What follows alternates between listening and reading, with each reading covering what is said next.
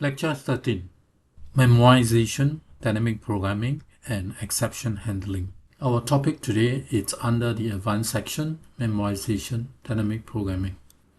There are three topics here. The first two are on the programming paradigms, Memoization, Dynamic Programming. And the third is the exception handling. A bit about what is a programming paradigm. A programming paradigm is like a standard recipe to use a particular data structure or so-called ingredients to support a particular ways of solving problem or so-called cooking to achieve the needed efficiency or a good dish.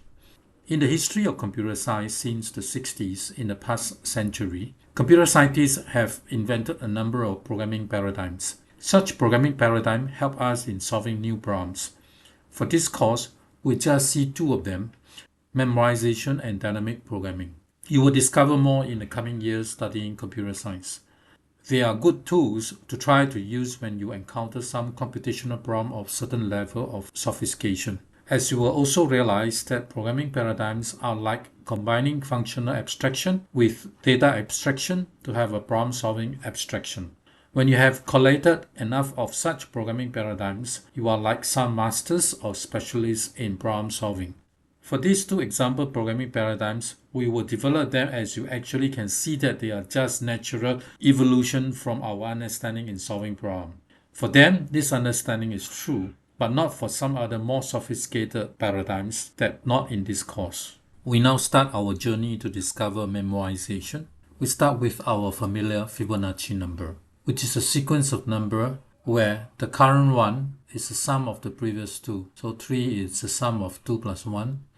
21 is the sum of 8 plus 13, and so on. The recursive solution is just simply as shown, where in the base cases, n equal to 0, you return 0, n equal to 1, you return 1. Otherwise, the result is Fibonacci previous one plus the previous one.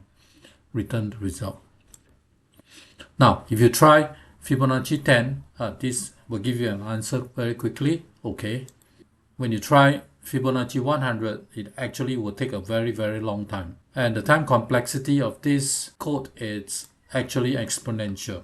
As we learned before, exponential algorithm cannot run for a large input such as 100. Actually, 100 is such a small number, but a huge one for the algorithm here. So what is the problem? The problem is that they are all the duplicated computation. For example, in this computational tree, what we are seeing is that to calculate Fibonacci 5, we have to calculate Fibonacci 4 and Fibonacci 3. In calculating Fibonacci 4, we need Fibonacci 3, Fibonacci 2.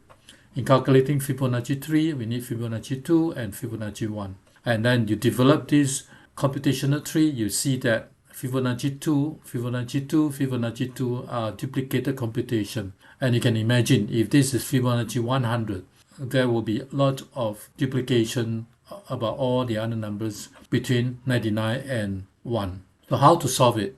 So the various obvious remedy is to remember whatever you have calculated and reuse the answer without recalculation. To do that, we'll look at the original code and do some modification to it to get our fastest algorithm.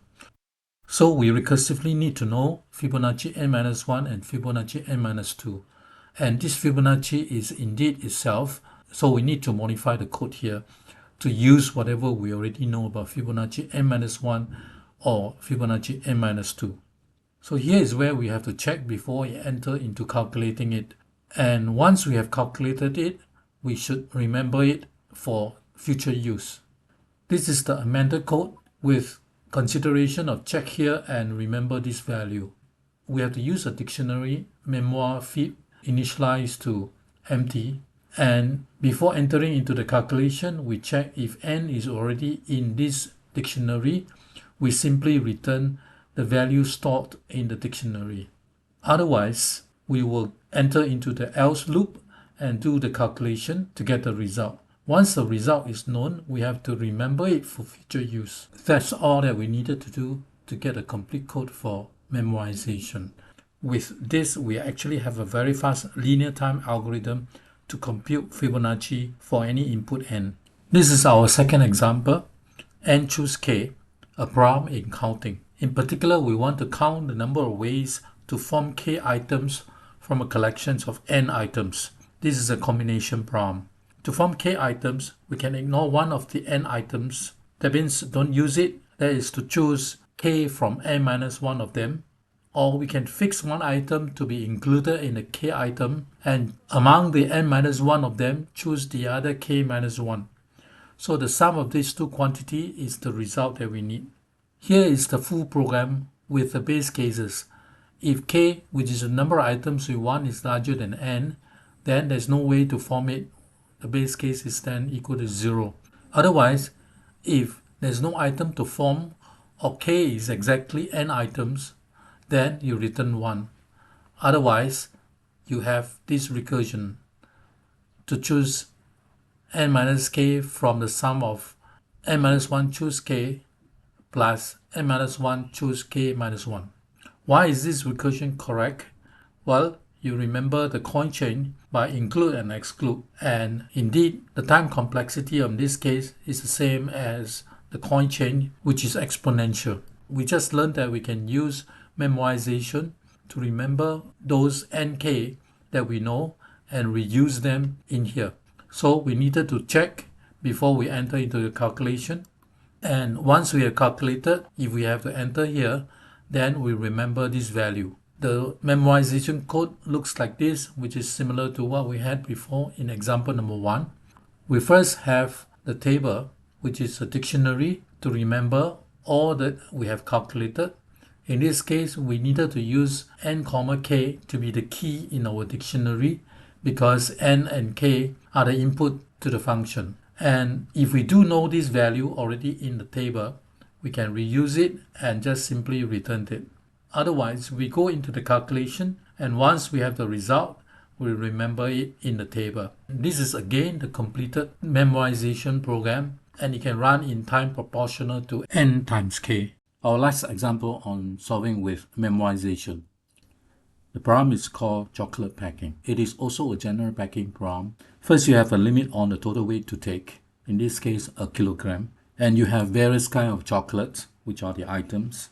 Each item has a goodness, the rating, and a cost, which is the weight. We want to meet the total weight constraint, which is a kilogram, while getting the highest rating in total. At this moment, you should see that this is again similar to coin change, where you take this flavor or you don't take this flavor. So the trivial recursion solution is going to be similarly exponentially in time. From the last two examples, you should have realized that the pattern to use memoization. That is, as long as we can come up with a recursive solution, it is not hard to augment the solution with a lookup table to check whether we can reuse past calculated values before calculating a new one in turn to store into the table. The following slides show the outline of the solution. Here are the functions that we use to make chocolate. So the chocolate is actually a tupper. It has the description, the weight, and the rating. So we make chocolate caramel dark with weight of 13 and rating of 10. Caramel milk, weight of 13, rating of 3. Cherry dark, weight of 21, heavier than this, and rating is only 3, same as this guy, and so on.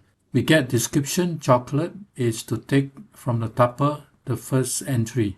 Get the weight of the chocolate is to get the second entry. Get rating is the third entry. Here is how we make a box of chocolate. Make box is a list of chocolate with the total weight of this list of chocolate and the total rating. Make an empty box is to make box, the make box with the empty tupper, that means no chocolate, with weight of 0 and rating of 0. Box of chocolate, it's the chocolate in the box, which is the first entry, list of chocolate. Box weight is the second entry. Box rating is the third entry. When you add a chocolate to a box, you make a new box with this original box of chocolate in the box plus the new chocolate, and the box weight previously for this box has to be added with the weight of the new chocolate, and the rating of this box has to be added with the rating of the new chocolate. When you compare two boxes, box 1 and box 2, which is a better box? If the box 1 rating is higher than the box 2 rating, then box 1 is a better box, otherwise box 2. Here is a solution on how to pick a box of chocolate. So here are all your chocolate and the weight limit that you want. For our case, the weight limit is 1000 for 1 kilogram. If the list of chocolate is empty or the weight limit is 0, then there's nothing you can do. You return an empty box. Otherwise, you get the weight of the first chocolate in the list of chocolates, and to see whether the weight of this chocolate is larger than the weight limit. If it is, that means that you can't include this chocolate at all into the box. So you just have to discard this chocolate 0 and start from chocolate 1 onward. Otherwise, you form two boxes. The first box is without the first chocolate and use the rest of the chocolate and the same weight limit. Box 2 is to use for sure the first chocolate and pick the rest of the chocolates from all the available chocolates with the weight limit taking away the weight of the first chocolate that you have already added into the box. So between these two boxes, you return the better box to be the one that you wanted as the solution. Now with this, you can try out to find the best box of chocolate. When the weight is 30, this is what you get. When the weight is 100, this is what you get. When the weight is 1000, well, the program keep running for a long time. I don't have a solution with this version of the code, as this version of the code is exponential in time, just as you have realized for coin change. When doing coin change, when the amount is large, again, you will take a long time to form. So as I say, the time complexity is exponential and there are lots of repeated computation. Now, you have seen how memoization works for the last two examples. You can of course do that for pick here to get a faster version of the algorithm.